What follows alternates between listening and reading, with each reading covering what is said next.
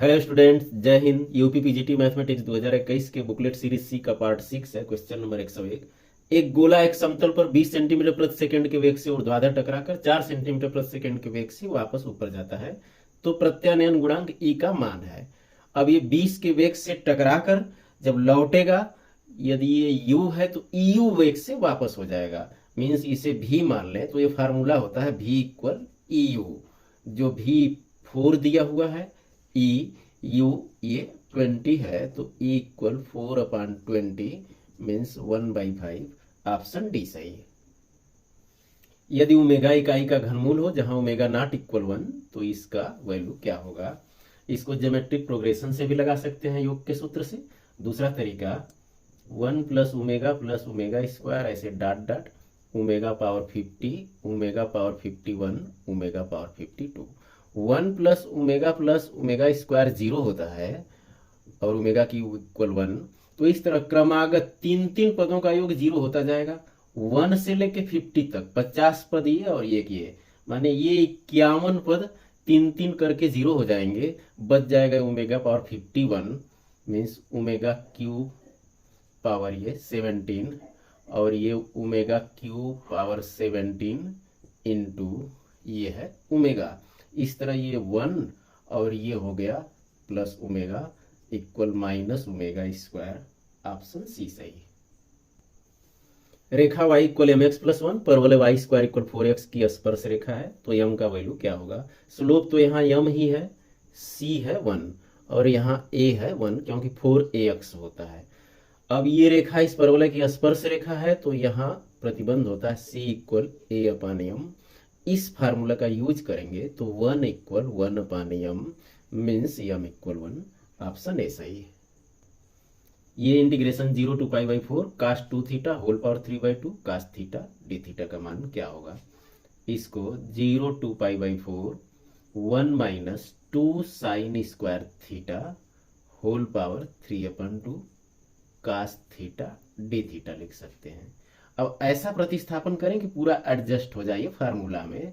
Means ये √2 sine theta equal sine T मान लें, तो ये √2 cos theta D theta equal cos T D T हो जाएगा। ये थीटा के रिस्पेक्ट में करेंगे तो, और इस तरह cos theta D theta equal 1/√2 cos T D T हो गया। और लिमिट यदि थीटा इक्वल 0 है तो टी इक्वल क्या हो रहा है, साइन 0 पूरा 0 हो गया मीन्स टी इक्वल 0।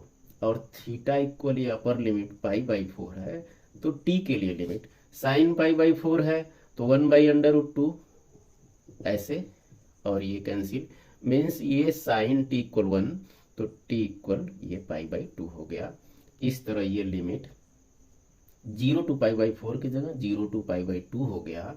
और ये पूरा 1 माइनस इसका स्क्वायर करेंगे, ये हो गया साइन स्क्वायर टी और power 3/2 cos theta D theta, ये 1/√2 बाहर लिख लें कास टी डी टी।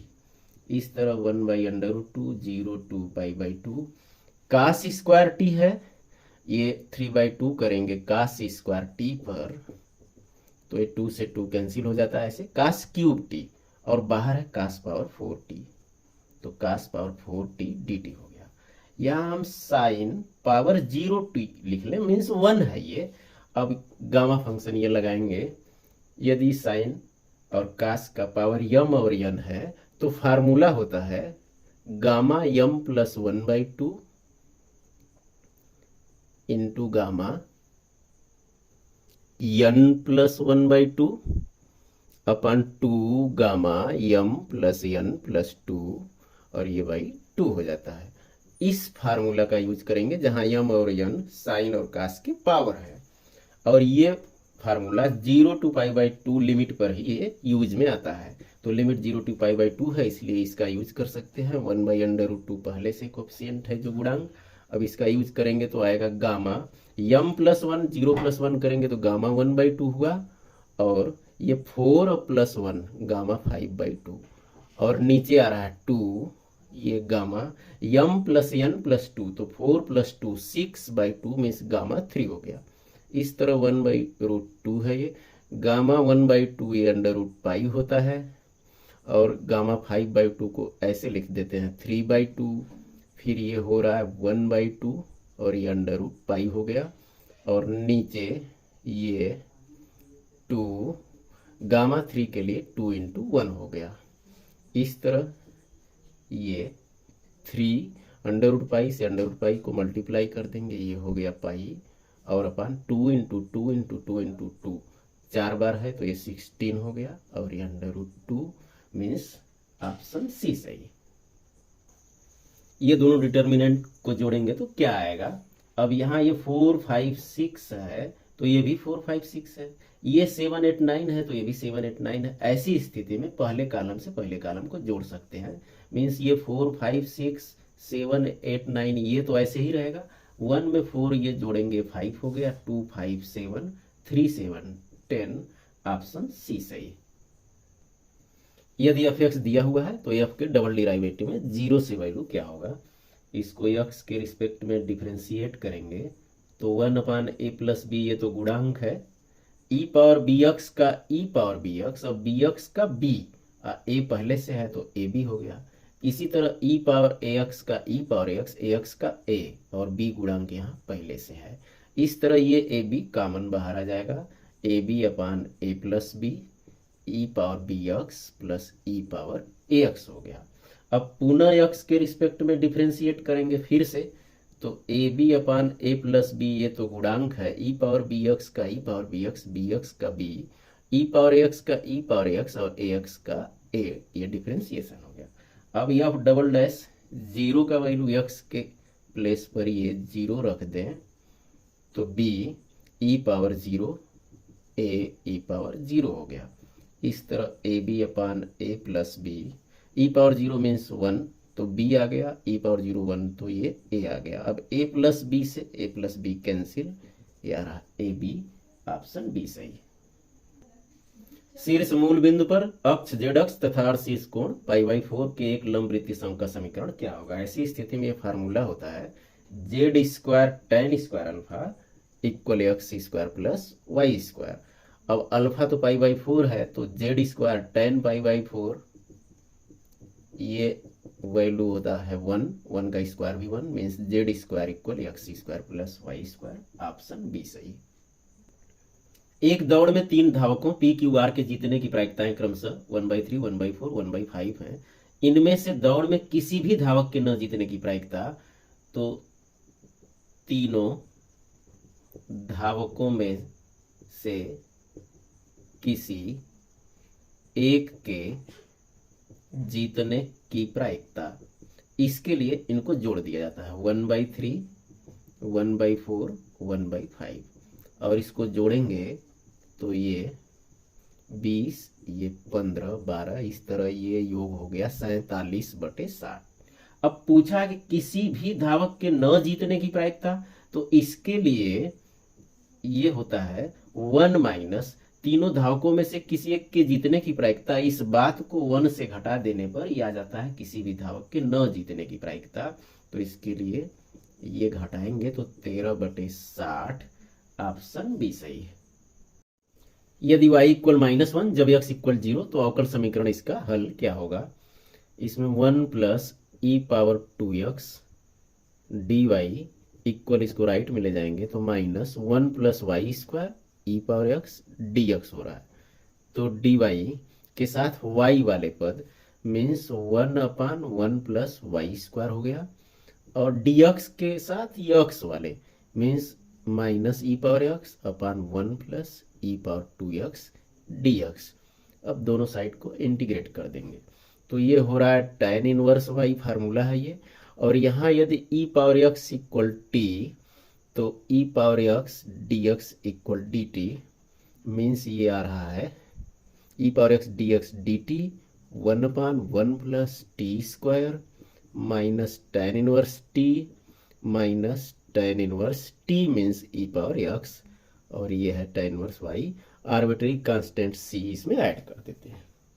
अब इस सॉल्यूशन में x इक्वल 0 तो y इक्वल -1, ये tan inverse -1 minus tan inverse e⁻0 plus c, tan inverse -1 ये -π/4 है, e power 0 means 1, tan inverse 1 ये π/4 और ये माइनस प्लस c हो गया, -π/4 से -π/4 कैंसिल, तो c इक्वल आ गया 0। इस तरह इस सॉल्यूशन में c का वैल्यू 0 रख देंगे तो ये आ रहा है tan inverse y equal minus tan inverse e power x। इसको लेफ्ट साइड में कर लें तो tan inverse y plus tan inverse e power x equal 0। Option A सही। y equal A power minus B X, A B प्राचल है का अवकल समीकरण क्या होगा? इसको x के रिस्पेक्ट में डिफरेंशिएट करें तो dy/dx equal e power minus B X का e power minus B X का minus B means A B हो गया ये, तो dy/dx इक्वल आ गया ये minus B A E power minus B X, इसके स्थान पर ये y लिख सकते हैं। ये फर्स्ट इक्वेशन कर दें, यहाँ सेकेंड है, ये फर्स्ट से ये मान रख लिए कि ए E power minus B X का y वैल्यू है। अब इसको x के रिस्पेक्ट में फिर से डिफ्रेंशिएट कर दें तो d2y अपन dx square minus B y का dx ऑफ y हो गया। दोनों साइड y से मल्टीप्लाई कर दें तो y d2y अपन dx square minus B Y dy/dx, y से मल्टीप्लाई क्यों किए कि माइनस बी वाई का वैल्यू इस सेकेंड में है dy/dx, तो y d2y अपन dx स्क्वायर, इसके स्थान पर ये dy/dx लिख लिए और dy/dx पहले से यहाँ है मीन्स y d2y अपन dx स्क्वायर इक्वल dy/dx का होल स्क्वायर। ऑप्शन बी सही है। यदि सरल रेखा y इक्वल mx वृत्त x square plus Y square minus 20y plus 90 equal 0 के बाहर स्थित है तो m का मान किसे संतुष्ट करेगा? अब इसका GFC g equal 0, f equal minus 10 और c इक्वल 90, इस तरह इसका सेंटर हो गया minus g minus f means 0 10, centre हो गया यहाँ 0 10 पे, और रेडियस इस सर्किल का त्रिज्या under root G square plus F square minus C, तो ये 90 हो गया। इस तरह ये हुआ अंडर रूट 10r, ये सर्किल है। y इक्वल mx कोई रेखा है जो वृत्त के बाहर स्थित है, इसका मतलब ये जो रेडियस है ये सेंटर से डाला गया जो लंब परपेंडिकुलर है उससे छोटी है, तो इस सेंटर से इस रेखा पर डाला गया लंब जो परपेंडिकुलर है ये 0 10 है ये, और ये y equal mx means y minus mx equal 0, तो ax1 मतलब ये 0 यहाँ 0 हो गया, by1 10 का 1 में मल्टीप्लाई होगा तो 10 अपन अंडर रूट ए स्क्वायर प्लस बी स्क्वायर, तो 1 प्लस m स्क्वायर हो गया ये परपेंडिकुलर, और रेडियस अंडर रूट 10 है। ये रेखा बाहर स्थित है means r less than p, ये रेडियस इस परपेंडिकुलर से छोटा होगा। अब r अंडर रूट 10 है लेस देन 10 अपन under root 1 plus m square, तो होल दोनों पॉजिटिव ही है, होल स्क्वायर कर दे 10 लेस देन 100 अपन 1 प्लस m स्क्वायर, और इस तरह ये 1 plus m square less than 10 m square less than 9, तो m mod of m less than 3, क्योंकि प्लस 3 माइनस 3 इस तरह का वैल्यू आता है। ऑप्शन ए सही है। यदि इस मैट्रिक्स की नलिटी 1 है तो k का मान क्या होगा? इसके लिए अब एक रो तो निश्चित रूप से 0 ही होगा उसके सारे एलिमेंट, तो यहाँ यदि इसमें हम ये ऐड कर दे रहे हैं फर्स्ट में सेकेंड तो k प्लस 1 और ये 0 ये 0 और ये 1 माइनस 1 माइनस 2 1 1 4 मीन्स ये पूरा ही 0 होगा क्योंकि इसकी नलिटी 1 है, तो k plus 1 equal 0, k equal minus 1। Option D सही है। यदि f2 इक्वल 4 तथा f'2 इक्वल 1 तो लिमिट x टेंस टू 2, इसका वैल्यू क्या होगा? यदि x को 2 पर टेंस करते हैं तो 2f2 माइनस 2f2 0 और 2 माइनस 2 0 अपान 0 फॉर्म में, मीन ये यल हॉस्पिटल रूल्स लगा लेंगे यहाँ, तो x टेंस टू 2, x का 1 और ये हो गया f2 माइनस 2, ये आ रहा है f डैश x और x का 1 माइनस 2 का 0, इस तरह x को 2 पर अब टेंस कर सकते हैं, तो f2 इक्वल ये 4 दिया हुआ है माइनस 2, एफ डैश टू आ रहा है ये, और ये एफ डैश टू का वैल्यू 1 मीन्स 2। ऑप्शन ए सही है। यदि एक सामान्य रज्जुवक्र के किसी बिंदु P पर अभिलंब नियता से बिंदु Q पर मिलता है तथा P पर सामान्य रज्जुवक्र की वक्रता त्रिज्या रो है, तो PQ बराबर, ऐसी स्थिति में PQ भी रो के ही बराबर होता है। ऑप्शन ए सही है। 1 minus 2x plus 3x square minus 4x cube plus dot dot so on whole power minus n के विस्तार में x पावर n का गुणांक क्या होगा। ये प्लस माइनस अल्टरनेट चल रहा है, तो यहाँ होता है 1 प्लस x ये पावर माइनस 2, क्योंकि ये NC0 NC1 x NC2 x square ऐसे ये वैल्यू आ जाएगा, और ये होल पावर है माइनस n, मीन्स ये 1 प्लस x पावर 2n हो गया। अब इसके प्रसार में ये t r प्लस 1, तो 2n cr, और ये हो जाता है x पावर r। पूछ रहा है x पावर n का गुणांक, तो x पावर n के लिए क्या करेंगे, r इक्वल n कर देंगे, तो 2n cn x power n का गुणांक हो रहा है 2n cn, means factorial 2n अपन factorial n into factorial n, तो इसका होल स्क्वायर। ऑप्शन बी सही। E power sine x plus I Y का वास्तविक भाग क्या है। E power sine a plus B, तो sine A cos B sine x cos I Y plus cos x sine I Y. इस तरह ये हो गया E power sine x cos hyperbolic y plus cos x sine I Y I sine hyperbolic y। अब इसको ई power x plus Y को ई power x into ई power y लिख सकते हैं, मीन्स ई power sine x cos hyperbolic y into ई power आई कास x sine hyperbolic y, ऐसे लिख सकते हैं।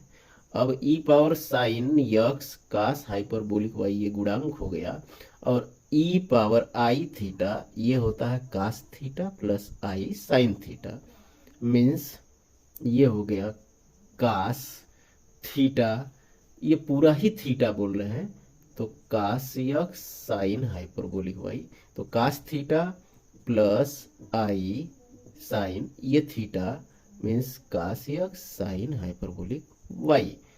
और ये पूछ रहा है इसका वास्तविक भाग, तो ये वास्तविक भाग ये गुणांक और इसके सहित ये पूरा वास्तविक भाग हो गया। ऑप्शन ए सही है। रेखाओं की दिक्कोज्जाएं इस समीकरण तथा इससे संतुष्ट करती हैं। रेखाओं के बीच का कोण कितना है, ये 2l ब्रैकेट में m plus n minus m n equal 0 है। यहाँ l का वैल्यू माइनस n फर्स्ट से लिख लें, means 2l means minus n, और ये है m plus n minus m n equal 0 आ रहा है।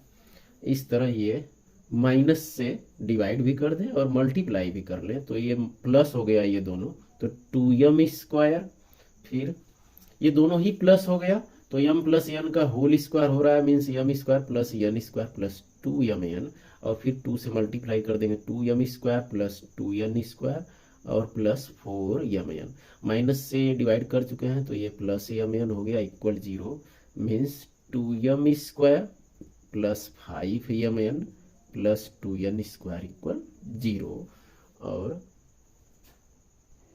फैक्टर कर देंगे, तो ये आ रहा है m plus 2n, 2m plus n equal 0।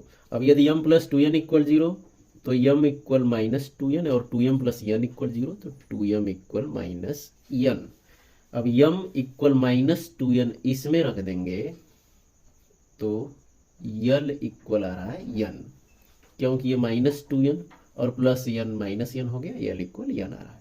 और 2m इक्वल माइनस n यहाँ रख रहा है, means m equal minus n अपान 2, m इक्वल माइनस n अपान 2 इसमें रख देंगे, तो ये आ रहा है l इक्वल माइनस n अपान 2।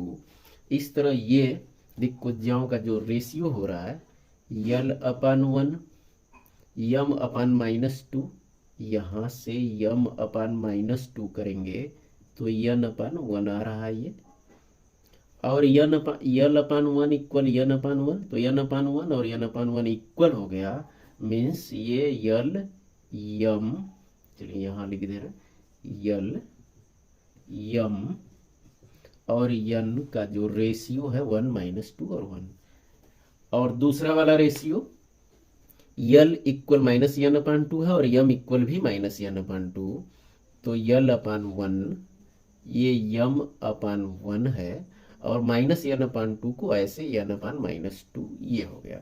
अब l m n की वैल्यू नहीं, ये रेशियो है। इस तरह इस इनके बीच का कोण यदि थीटा मान लें तो cos थीटा ये फार्मूला हो गया। l1 l2 ये 1 1 तो 1 हो गया, m1 m2 ये -2, n1 n2 से ये हो रहा है -2 और अपन अंडर रूट ये स्क्वायर कर देंगे तो ये 6 हो रहा है और इनका स्क्वायर कर देंगे तो ये भी 6 हो रहा है। यहाँ ध्यान देना है, ये कुछ जाए नहीं बल्कि उनका रेशियो है ये, और ये मॉडुलस में होता है रेखाओं के बीच का कोण। तो cos थीटा इक्वल हो गया ये 3/6 मीन्स 1/2, तो थीटा इक्वल π/3। ऑप्शन डी सही है। इसको इंटीग्रेट करना है तो x⁸ का डिफरेंशिएशन x⁷ होता है, तो मान लेंगे x⁸ इक्वल t, तो 8x⁷ dx इक्वल dt। इस तरह x⁷ dx इक्वल 1/8 dt, और x इक्वल 0 तो t इक्वल 0, x इक्वल ये अपर लिमिट 1 तो t इक्वल 1 हो गया। इस तरह integration 0 to 1 he x⁷ dx ये हुआ 1/8 dt 1 प्लस x⁸ का स्क्वायर x⁴ मीन्स ये t स्क्वायर। इस तरह 1/8 ये formula tan inverse t 0 to 1 1/8 ये upper limit tan inverse 1 minus ये लोअर लिमिट रख देंगे tan इनवर्स 0। इस तरह 1/8 π/4 - 0 π/32। ऑप्शन सी सही। यदि t एक रैखिक रूपांतरण है, R3 से R2 पर ये लीनियर ट्रांसफॉर्मेशन है जो t x y z equal x + y y - z इस प्रकार परिभाषित है। क्रमित आधार 1 1 1 1 - 1 0 0 1 0 तथा दूसरा सेट है 1 1 1 0। इस तरह इसको b मान लेते हैं और ये b डैश, तो matrix representation t b b dash m/n ज्ञात करना है, जहां m और n क्या है, ये 2/3 होता है। मीन्स यहाँ ये मैट्रिक्स आएगा 2/3 का। इसको ऐसे लिखेंगे t 1 1 1, ये पहला वाला, तो 1 1 1 ये x y z इस प्रकार से ये 1 + 1 मीन्स ये 2 और y - z 1 - 1 ये 0 हो रहा है। t 1 - 1 0, तो x + y ये 0 आ रहा है और y - z ये आ रहा है -1। t 0 1 0, x + y 1 और y - z ये भी हो गया 1।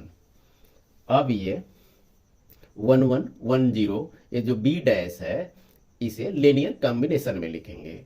मीन्स x y इक्वल मान लें a 1 1 प्लस b 1 0।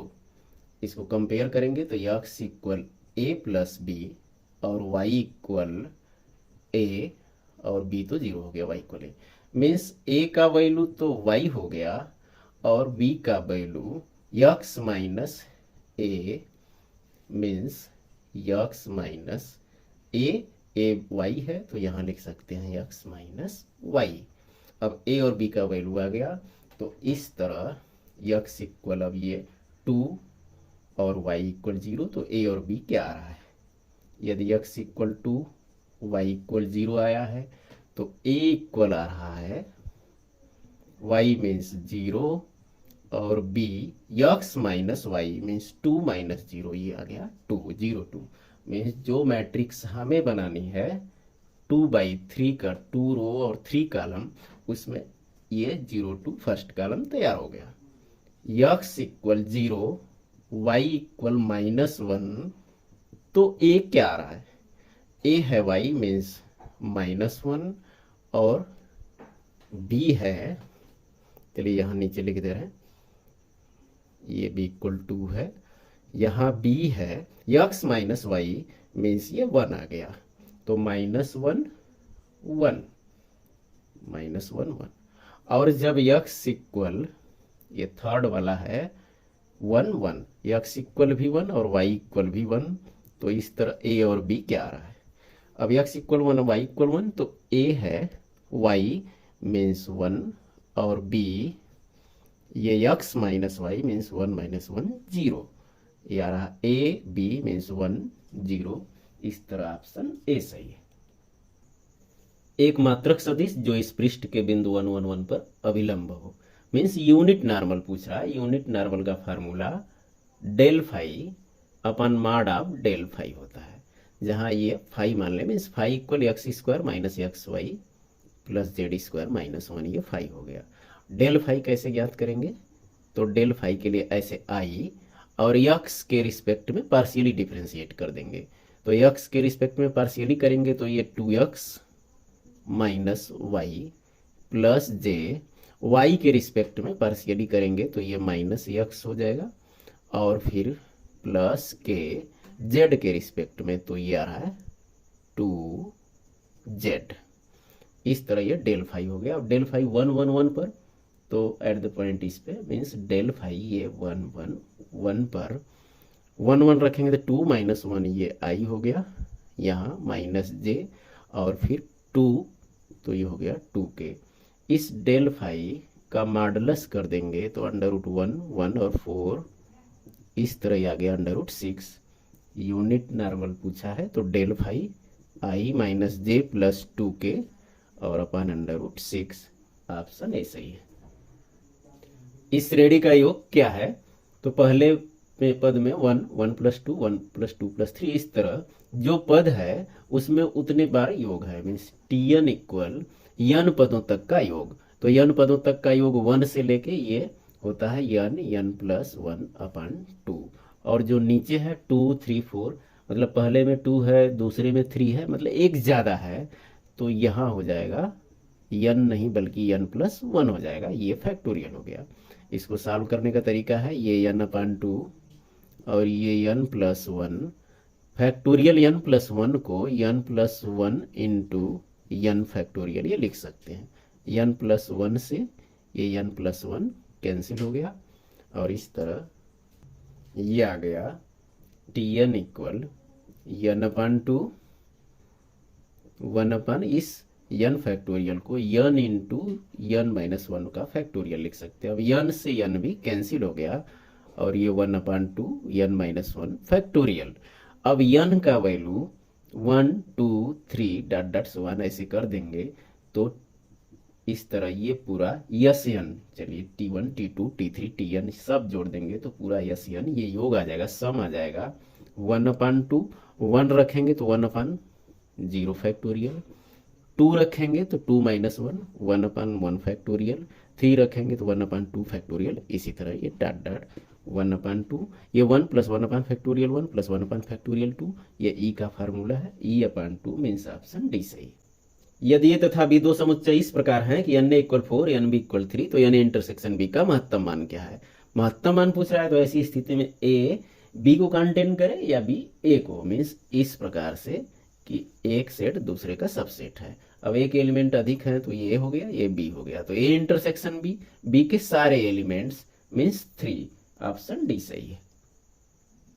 यदि वक्र y इक्वल एफ एक्स के बिंदु ए बी पर अभिलंब धनात्मक x अक्ष से 3π/4 कोण बनाता है, तो एफ डैश ए का मान बराबर है। ऐसे यदि कोई एक कर्व है y इक्वल एफ एक्स और ये इसका नॉर्मल इस प्रकार से ये 3π/4 कोण बनाता है इस x एक्सिस से, जबकि एफ डैश ये टेंजेंट का स्लोप होता है, तो टेंजेंट के स्लोप को हम m1 मान लें, और ये जो m2 दिया हुआ है ये एंगल में tan रख लेते हैं 3π/4, tan 3π/4 का वैल्यू -1, और ये टेंजेंट और ये नॉर्मल दोनों के स्लोप का गुणनफल मीन्स m1 m2 इक्वल -1 होता है, जहाँ m1 एफ डैश ए और m2 ये है -1 ये -1, इस तरह F dash A equal 1, option A सही है।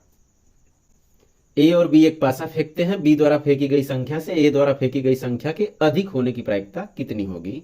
यदि बी द्वारा फेंकी गई संख्या 1 है तो ए द्वारा 1 नहीं हो सकता क्योंकि अधिक होना है, मीन्स 2 या 3 या 4 या 5 या 6।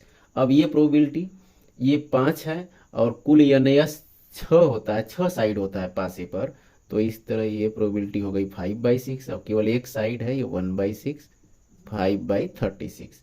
बी द्वारा यदि 2 फेंका गया तो ए द्वारा 1 2 संभव नहीं, क्योंकि अधिक मीन्स 3 4 5 6। अब ये 4 साइड है और केवल ये 1 साइड है, इस तरह 4/36। बी द्वारा यदि 3 है तो ए द्वारा 4 5 6, 3 साइड और 1 साइड 3/36। बी द्वारा यदि 4 है तो ये 5 6, 2 साइड है ये, और ये केवल 1 साइड। और ये यदि बी द्वारा 5 फेंका गया हो तो ए द्वारा 6 मीन्स ये भी 1 साइड और ये भी 1 साइड, ये हो गया 1/36। इसके बाद संभव नहीं, क्योंकि बी द्वारा 6 फेंका जाएगा तो ये अधिक नहीं हो पाएगा। अब इनको ऐड कर लेंगे तो ये 15/36 और 3 से कैंसिल कर देंगे तो 5/12। ऑप्शन सी सही। मान लीजिए ये और बी यूनिट वेक्टर हैं, इनके बीच का कोण थीटा है, cos θ/2 का वैल्यू क्या होगा? cos square θ/2 1 plus cos θ/2। और ये फार्मूला होता है cos थीटा का unit vector A dot unit vector B by 2।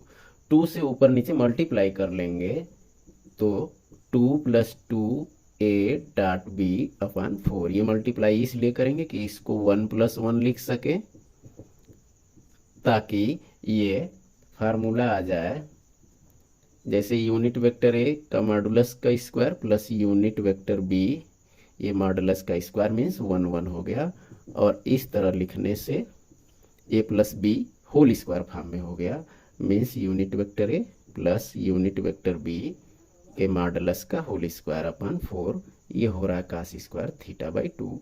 दोनों साइड का स्क्वायर रूट कर दें, cos θ/2 हो गया ए प्लस बी, इन दोनों का योग और अपन 2।